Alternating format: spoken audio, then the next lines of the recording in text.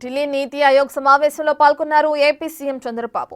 AP అభివృద్ధిపై Chandrababu blue print presentation ఇచ్చారు. ప్రెజెంటేషన్ను ఇతర రాష్ట్రాలకు మోడల్ అంటూ ప్రధాని మోదీ ప్రశంసించారు. వికసిత భారత్ సహకారంతో స్వర్ణాంతరాలను సాధించేలా అడుగులు పడుతున్నాయన్నారు.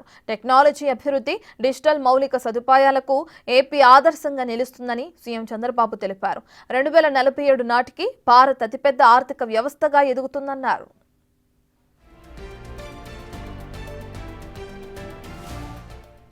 స్వర్ణాంధ్ర విజన్ 2047 ద్వారా 2029 నాటికి ఏపీలో పేదరికం లేకుండా చేస్తామన్నారు.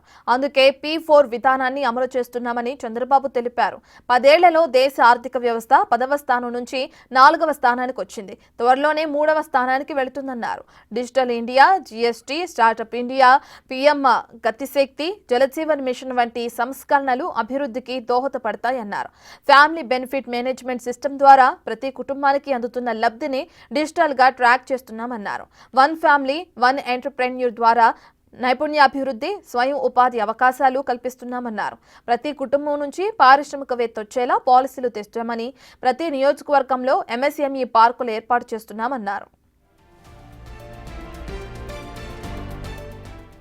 ఏపీలో టెక్నాలజీ అభివృద్ధికి చేపడుతున్న కార్యక్రమాలను సమావేశంలో చంద్రబాబు లేవనెత్తారు.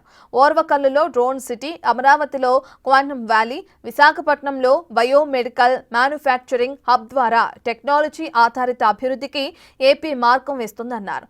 ఇక అంతర్జాతీయ స్థాయి ప్రమాణాలకు అనుగుణంగా విశాఖపట్నంను అభివృద్ధి చేస్తున్నామన్నారు. విశాఖ మోడల్ను అమరావతి, తిరుపతి, కర్నూలుకు విస్తరించేలా కేంద్రం సహకరించాలని కోరారు. డిజిటల్ గవర్నెన్స్లో ఏఐ టెక్నాలజీ వినియోగిస్తున్నామన్నారు.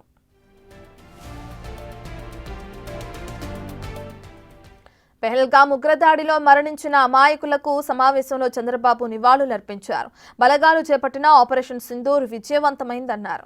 యుద్ధ వాతావరణం నెలకొన్న సంక్షోభ సమయంలో ప్రధాని మోదీ ధైర్యంగా నాయకత్వం వహించారన్నారు.